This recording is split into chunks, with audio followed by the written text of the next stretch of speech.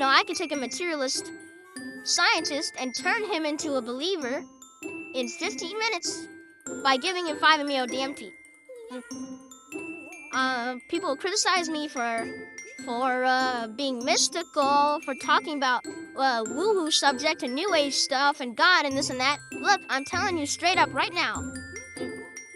Just like Galileo told those guys 300-400 years ago.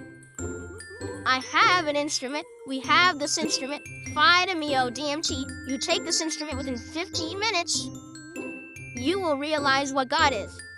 And you will realize that you are God. And that all of materialism is false. Within 15 minutes, you will realize this. Just take 30 milligrams of this substance and watch out. Will you do it? Will any serious scientist in some serious university actually do it? Of course not. Because they'll just say, oh, LeO, psychedelics, those are just hallucinations. How can you possibly trust psychedelics? LeO, that's like some kind of devil chemical. We can't trust anything from that. Therefore, I won't even try it. It's the exact same shit. 400 years later, the exact same shit. And the really funny thing is that 400 years from now, once people have tried 5-MeO-DMT, and they will come to realize that I was one of the first people in human history to really advocate it as strongly as I am. They will say, yeah, LeO is totally right.